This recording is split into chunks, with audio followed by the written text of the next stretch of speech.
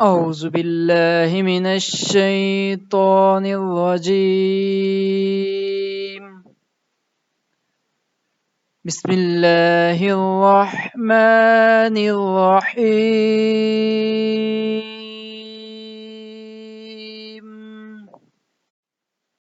السلام علیکم ورحمۃ اللہ وبرکاتہ۔ ناظرین، ایک اور نئے سبق کے ساتھ حاضر ہیں۔ تو ہمیشہ کی طرف آپ سے درخواست ہے کہ حدیث کو ضرور سیکھیں اور اس کے بعد اپنے بچوں کو سکھائیں اور سنائیں بھی۔ اور ایک اور اہم درخواست، اس چینل کو سبسکرائب ضرور کریں، ویڈیو کو لائک اور شیئر بھی کریں۔ ہم سے محمد بن سلام نے بیان کیا، کہا ہم کو عبد الوہاب نے خبر دی، کہا ہم سے خالب خزاں نے بیان کیا، ان سے عبد الرحمن بن ابی بکر نے اور ان سے ان کے باپ نے بیان کیا کہ ایک شخص نے رسول اللہ صلی اللہ علیہ وسلم کے سامنے دوسرے شخص کی تعریف کی تو آپ صلی اللہ علیہ وسلم نے فرمایا، افسوس تو نے اپنے ساتھی کی گردن کاٹ ڈالی، تو نے اپنے ساتھی کی گردن کاٹ ڈالی۔ کئی مرتبہ آپ صلی اللہ علیہ وسلم نے اسی طرح فرمایا۔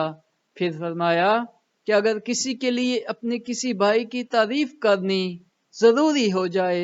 تو یوں کہے کہ میں فلاں شخص کو ایسا سمجھتا ہوں، آگے اللہ خوب جانتا ہے، میں اللہ کے سامنے کسی کو بھی عیب نہیں کہہ سکتا،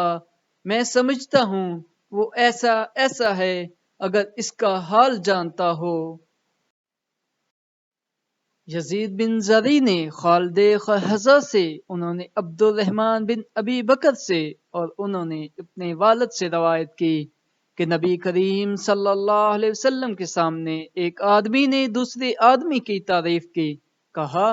تو آپ صلی اللہ علیہ وسلم نے فرمایا، تم پر افسوس ہے، تم نے اپنے ساتھی کی گردن کاٹ دی، اپنے ساتھی کی گردن کاٹ دی۔ کئی بار کہا، پھر فرمایا، تم میں سے کسی شخص کے لا محالہ اپنے ساتھی کی تعریف کرنی ہو تو اس طرح کہے،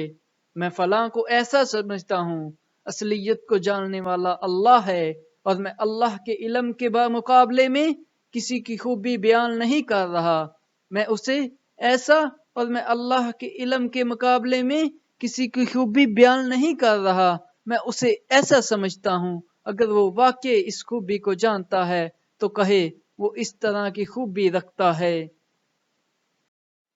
جزاک اللہ۔ ہمارے چینل کو سبسکرائب کریں، ثواب کی نیت سے ویڈیو کو لائک کریں اور آگے پھیلائیں۔